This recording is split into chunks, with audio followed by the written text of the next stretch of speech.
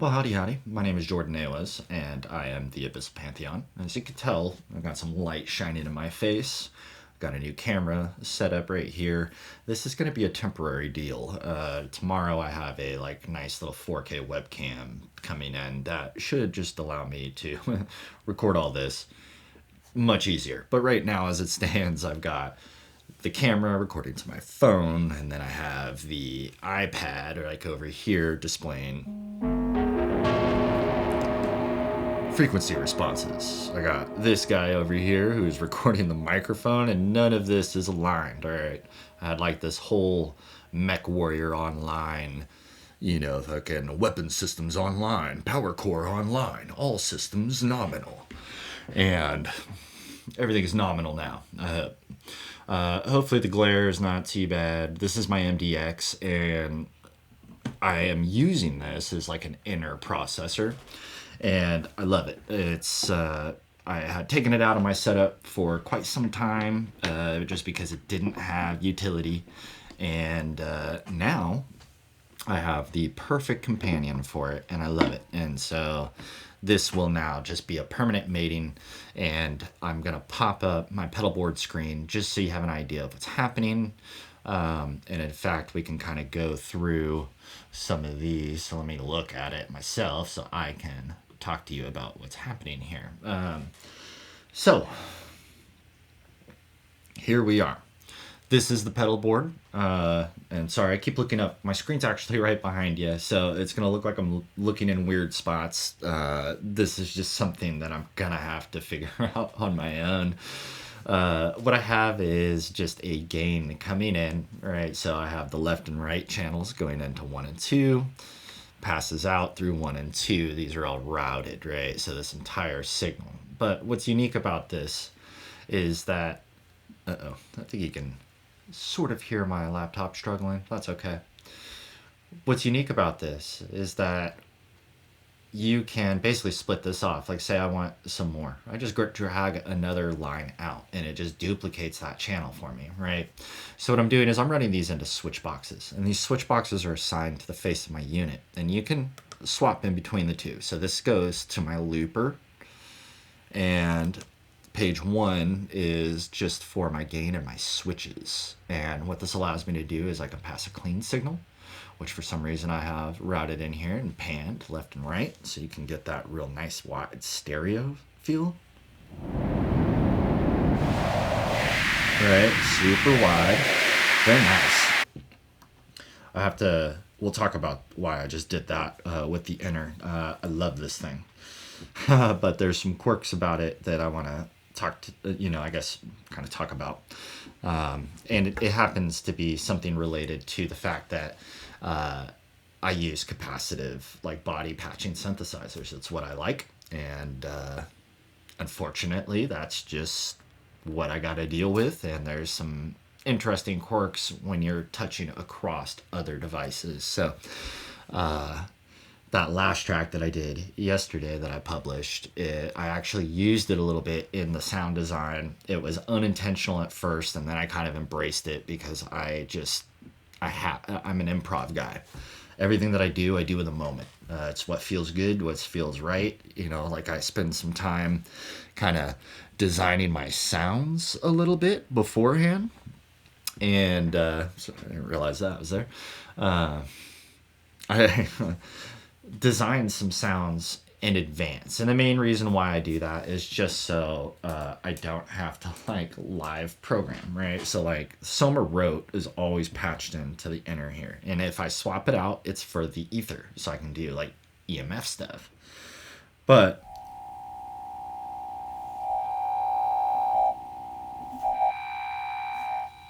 I mean, this is just super cool, right? But if I touch this,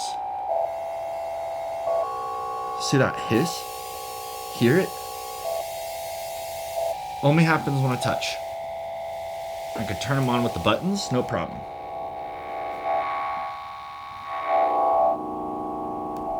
Right, not an issue. But if I touch the Soma Rote and I touch the Strega patch points or the Enner or the Terra, I get a kind of an electrical interference. And it's, I mean, this system that I have in here, everything that I've worked on building in here, has solely been to get like the highest fidelity audio. I hate unwanted noise. Everything that I do is very directed and intentional. At least on the way that I present my stuff. Compositional wise, I just don't really focus that much on it. Believe it or not, I find that instruments and music and stuff to be more of a meditative and relaxing thing for me. I have some stuff that goes on, from the military and other experiences. And for me, like sitting down and being able to work with a synthesizer is just immensely calming. And for whatever reason, I seem to gravitate towards the most experimental, the most difficult to control. And I don't know. I couldn't tell you why. There's just something beautiful about turning something that's difficult into something that is just easy and fun and good to use. So Stregas, I have two of them. You're like, nobody really rocks two of them. And other than Cortini, as far as I know. And I just love them. I use them as independent left and right channels. In fact, I have the Digitone hooked up, and these are actually going into the Stregas. And I have this set up where when I press a voice on here, it activates the Strega circuit, and you can hear the voice turn on too. Oh, I wonder. Oh, that's because I can turn this up. I'm a foo. Here you go. Some nice ambience. In fact, let's turn this down. Just turn off the blend for a second.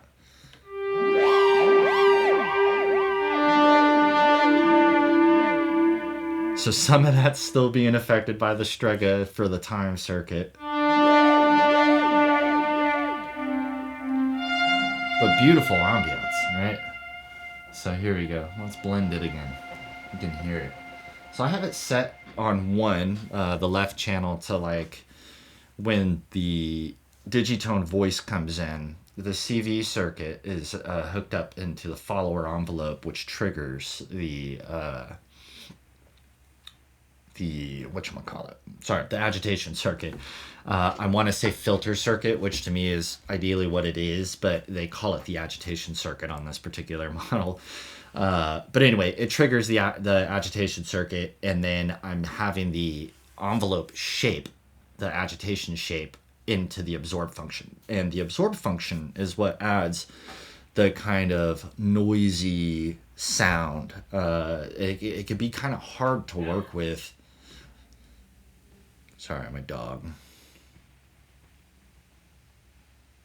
It could be kind of hard to work with if you leave that setting up. So like general rule of thumb for me is always turn that one down and slowly introduce it, and that helps kind of create a more calm kind of vibe. But let's try it out.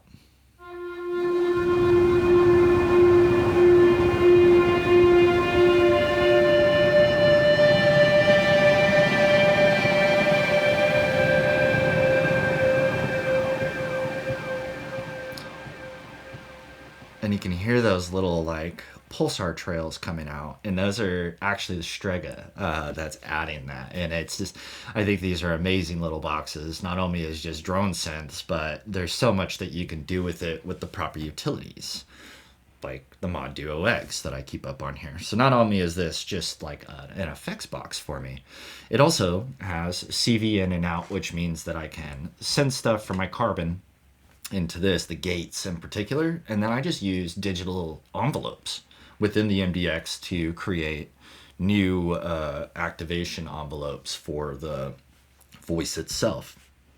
And that actually makes the Stregas incredibly versatile. So with these with these units, I would recommend having some sort of external thing, unless you're just doing drone work, which is primarily where I like to be. I guess I am just a drone artist, is how I would kind of describe myself. So as you can kind of tell, like I've been working on a presentation setup, and behind me in the mess, the mess I refuse to look at or touch, except for to add to it. Under there is my video feedback table, which is actually going to end up being converted and used into something very cool. But I have too many irons in the fire right now, so I have to kind of buckle down and just pick and choose what I want to do. I probably should have come into this video with a game plan, and I definitely did not do that. So this will may be a little disjointed. But here's what I want to talk about. I want to talk about this Enner. This thing is amazing. I love the Terra as well, but this right here is an instrument. Like, and it's not, it's easy to wrap your head around. Once that clicks, it feels like the sky's the limit. And in fact, I have some interesting stuff that I've been doing with this. So you can see I have this little like silver thing hooked up. It's actually like a piezo speaker, like a bone conduction or whatever they like to call it. But what I use it for is, like, I'll record me throat singing, right? And you'll faintly hear this over the mic, unfortunately. And what I do is, this is a contact mic circuit right here. So here's the gain to the contact mic, right? Now, nothing's going to come out of this. No sound is until I patch, right? Nothing. And of course it's directional, which I love. But now I'm going to play this.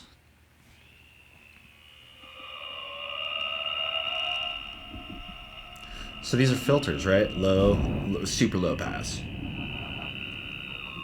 Low mid, mid high, high. Direct, delay.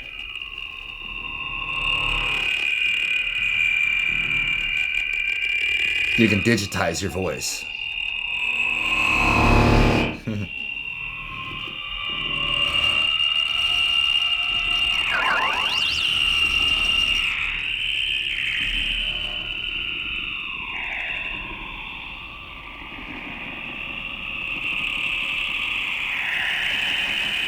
Right.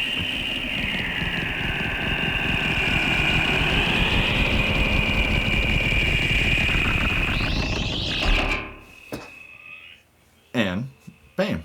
So you can do quite a bit with that. What I've been using that for is to bring in like those kind of like chanty vocals, right? So I'm gonna swap this over to channel 2, which actually has a delay, a big delay, and so might make it a little loud. We'll see. Let's start her over. Yeah, definitely volume increase, right?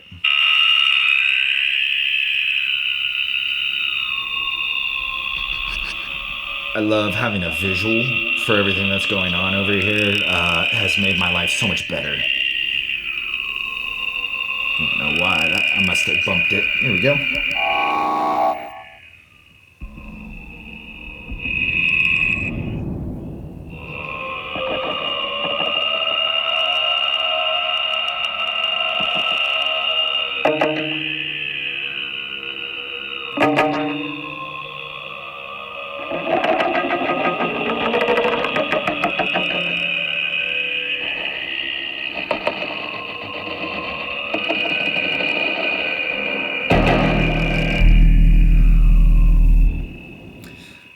So something that I really love about this Enner is that it is just a really dark sounding synth, if you want it to be. It can also be high and bright.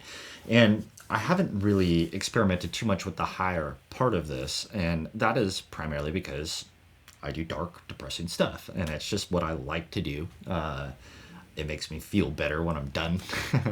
And I really like listening to darker sound design. So if you notice, I have like all these pedals and stuff hooked up.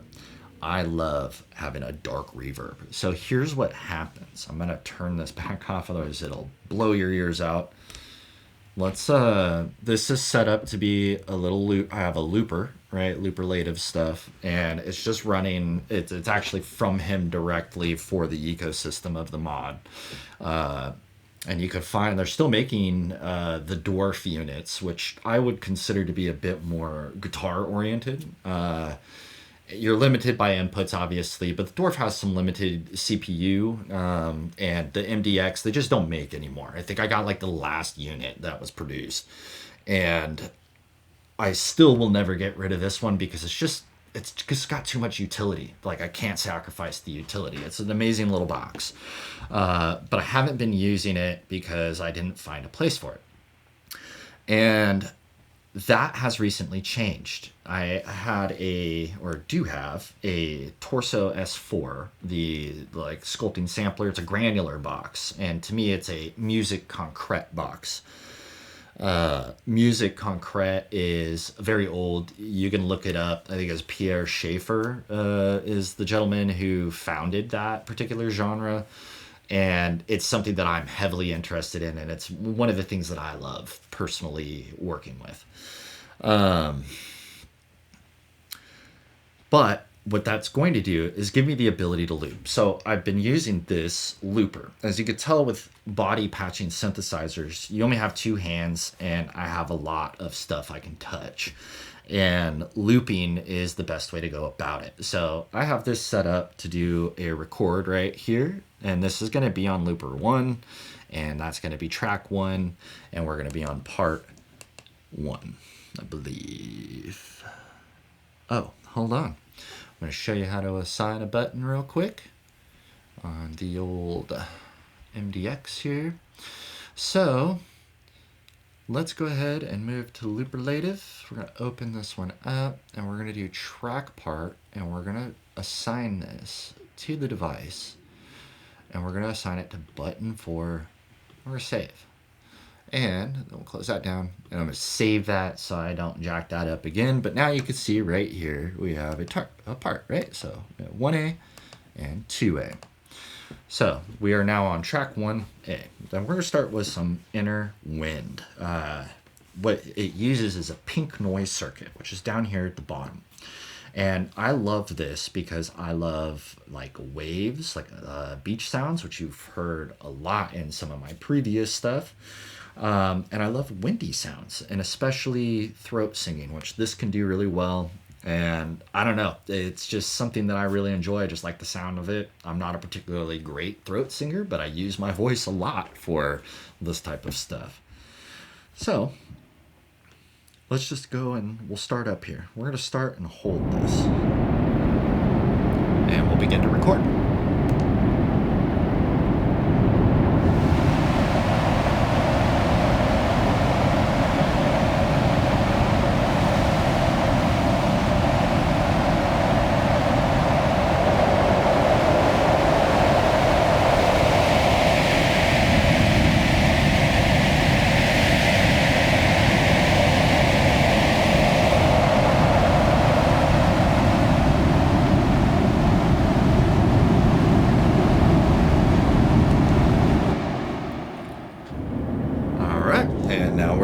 So that's just going to go ahead and play, right? And if I want to return back to this, I'm going to make it loud, I think. Oh, hold on. I haven't assigned this guy yet.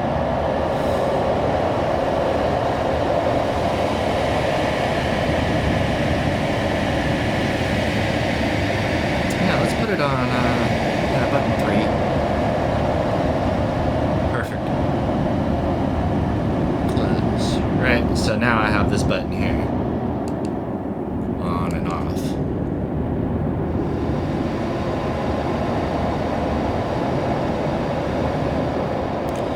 And I actually have these on a reverb too.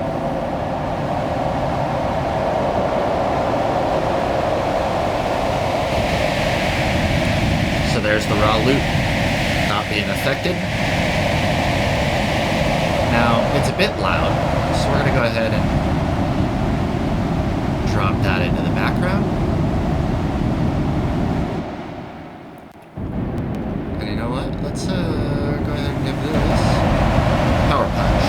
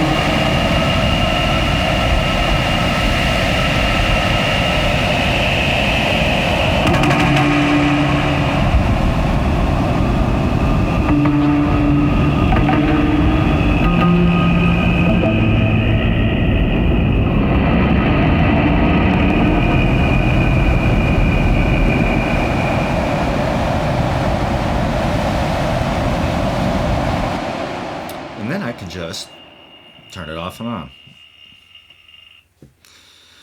Now, it is unfortunate that this speaker comes off, but obviously when I'm recording music, you don't hear anything that's happening in this room. For the first time ever, I'm actually having a discussion about what's going on here. So, as you can tell, I'm sure I've had some shots that show the full thing. And off to the side, I actually have a Hydrosynth and a Behringer ARP 2600 clone. Or counterfeit or whatever spectrum you fall on the Behringer debate. I don't care. I use them because they're cheap. But these ones have been disconnected for quite some time, and they'll eventually be hooked up. But I'm waiting for this Torso S4 to arrive so I can have a consistent workflow. This is my mock S4 for right now, so I can practice with the looping and everything else. But next month, supposedly, kind of towards the end of it, I would assume, theoretically, I'm going to have one in hand.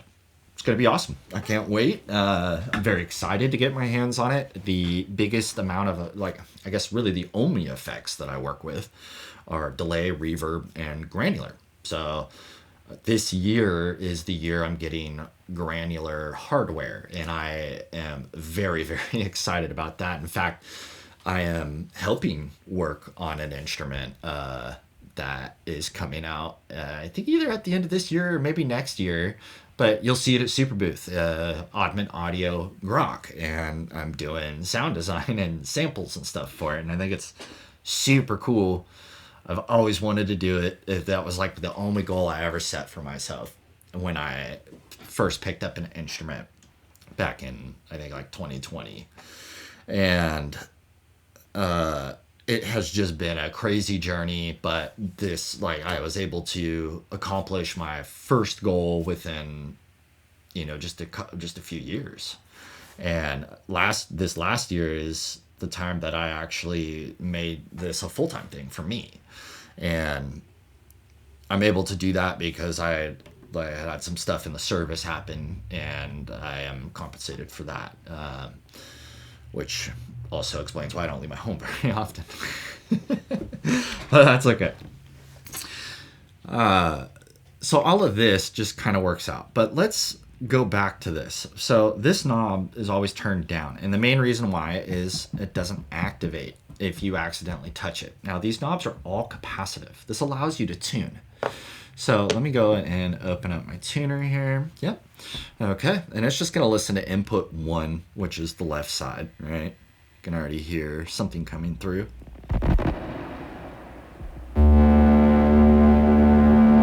And if I want to,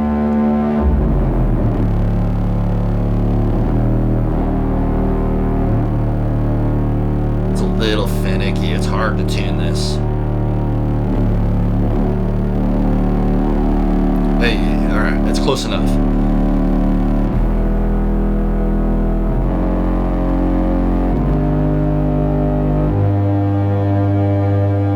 Now this one's always high.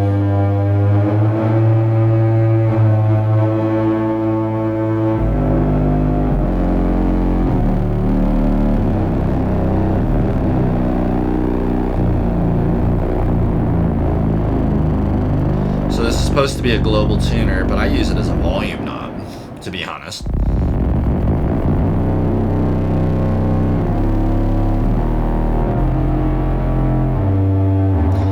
These modulate.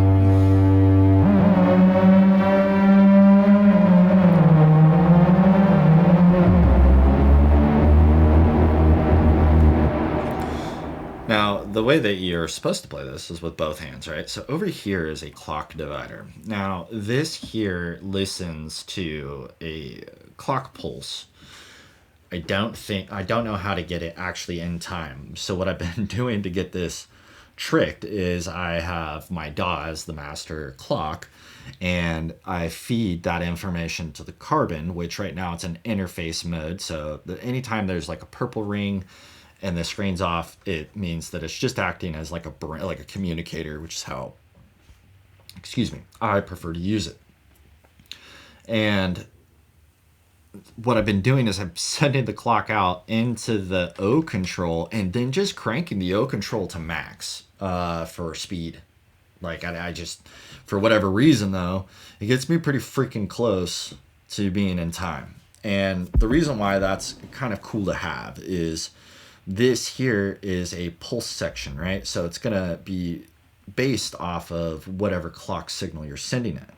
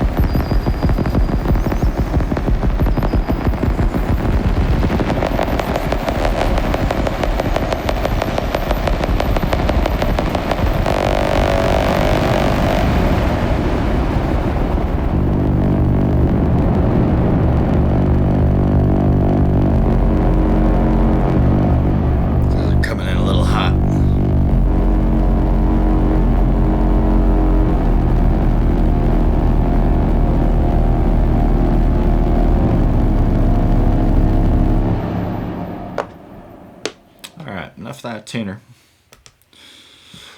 Alright, so let's see, maybe this, yeah, let me turn that down a little. Alright, now we're looking better.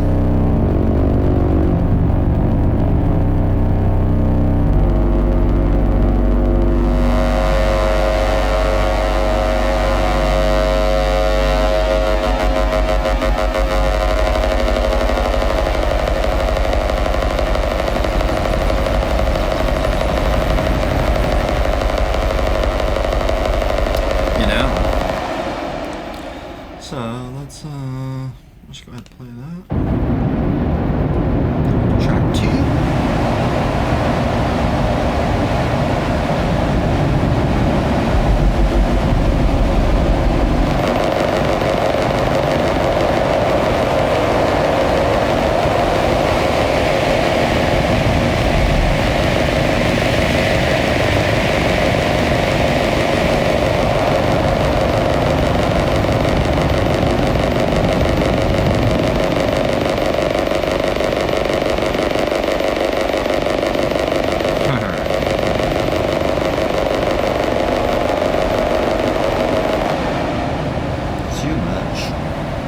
So I don't know, this might,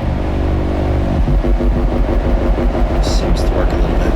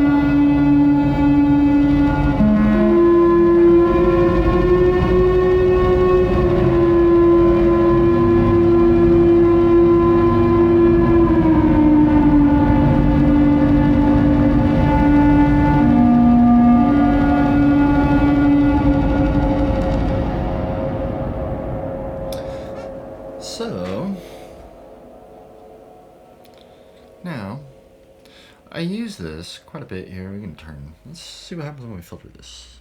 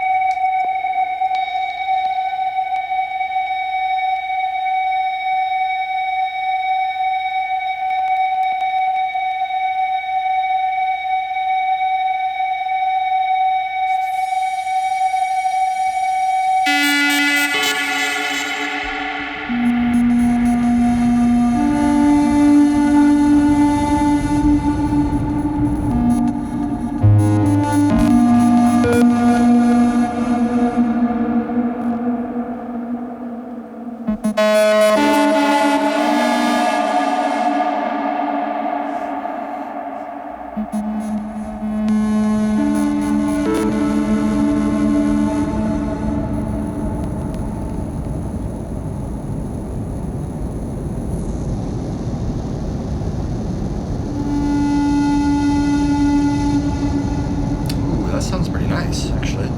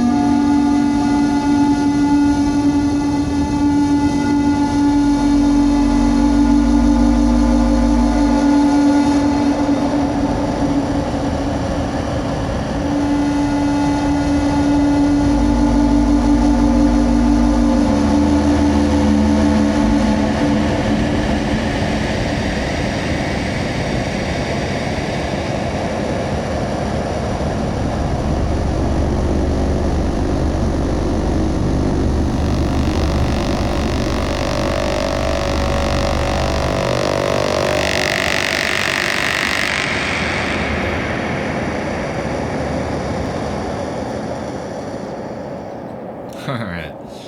So that's some of the like little things that I do to get some of those darker sounds. I really like those like distorted, a little noisy, some electrical. I like, I guess, futuristic and kind of like sterile sounds. So I kind of gravitate towards instruments that can help me produce that. And I love this Terra. It's very flexible, but it is just kind of hard to work with sometimes. Like, I'm not a very competent player, and that's just something that will come in time. So I've been kind of using this in a manner that I don't want to use it in, and I need to figure out a way to use it in a better manner, something more aligned with how I want to use it. And a big part of that is learning about like how sensitive these sensors are.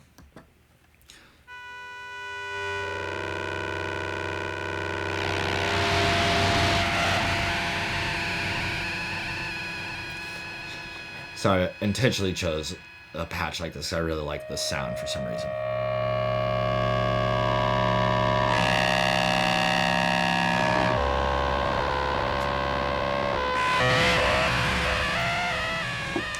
So this sounds super great like that, right?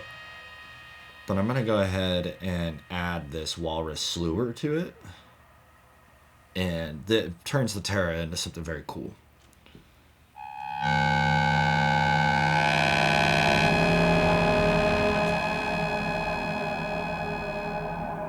Now we're gonna do 100% wet.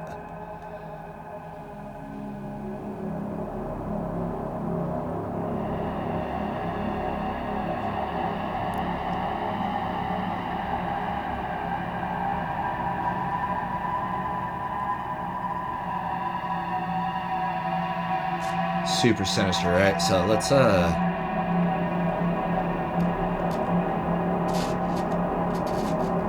gonna hold that note, right? So now I can hold all this, but the other thing that I could do if I was a smarter man was hook that into, maybe turn the mod into a send and return unit. So that way I can send this Terra audio, put it in the loop, and then move over to here. But the way that I'm viewing this is that with that Torso S4 arriving and the 4-track stereo loop and the ability to plug and play an audio interface, which I have several,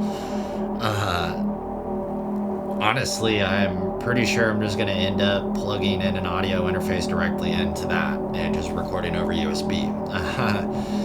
The whole argument with digital versus analog is a moot point to me because I finish digital every time. It makes no fucking difference to me. It's all going to be digital by the end of the day, and you're going to listen to it digitally through headphones, probably Bluetooth, being streamed.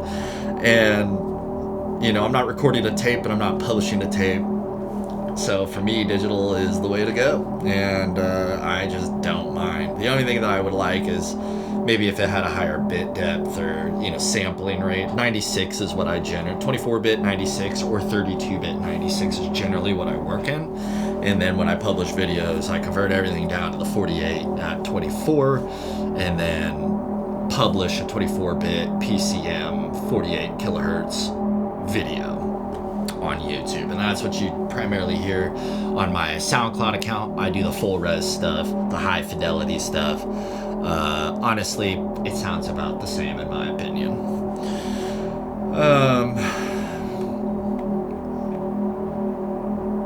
Dang, I love this.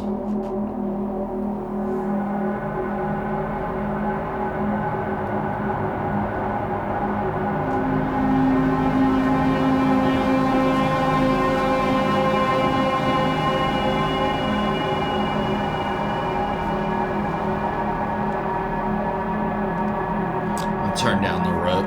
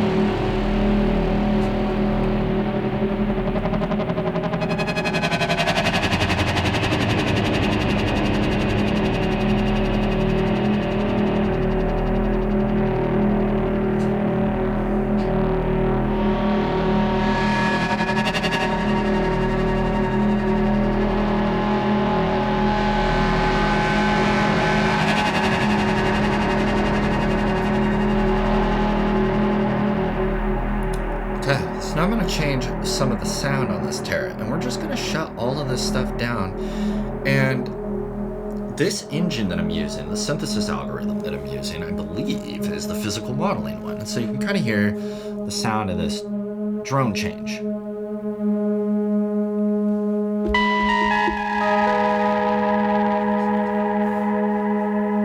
Beautiful, right? Now this is on a dark, so this up here means that I'm pitching another octave down.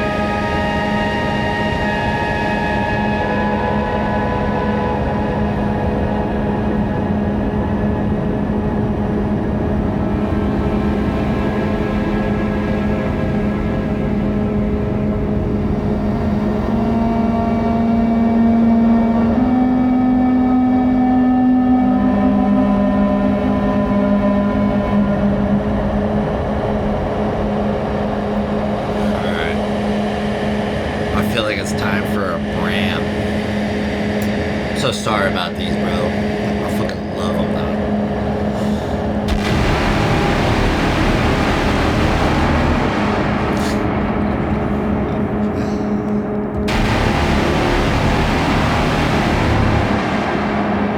So flexible.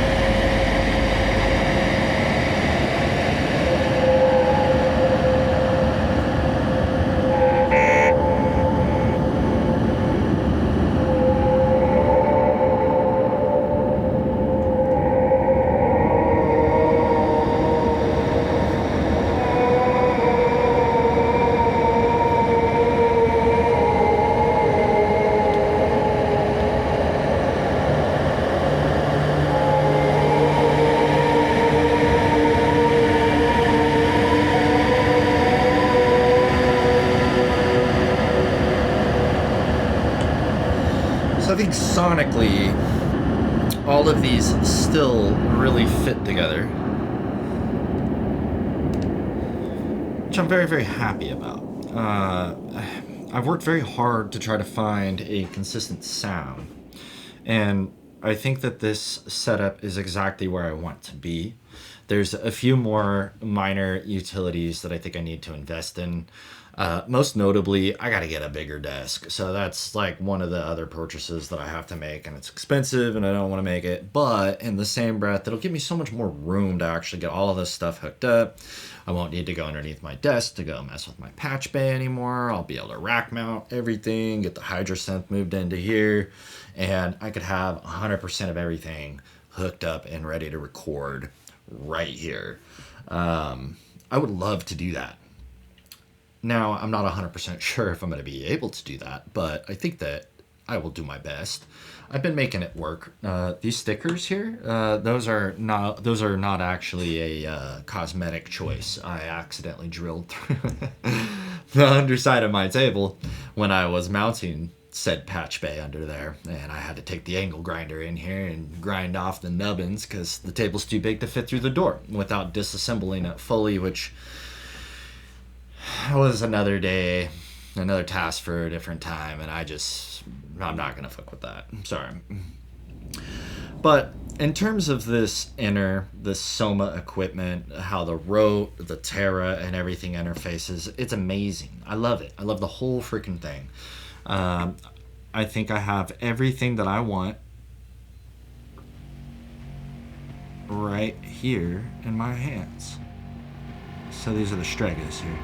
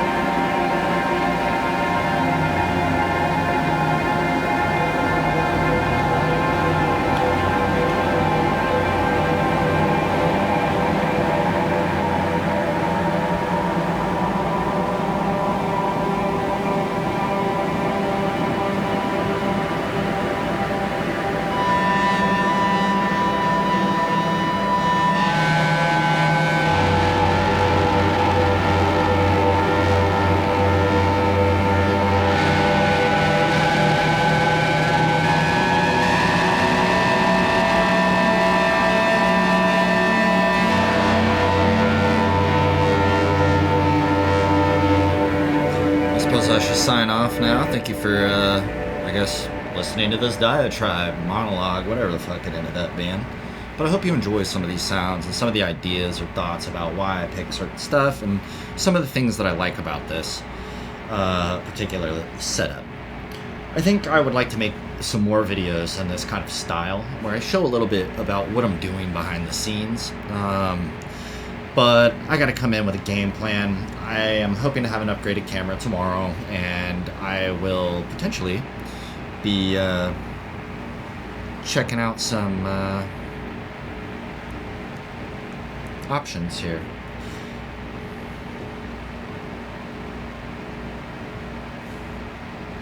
All right.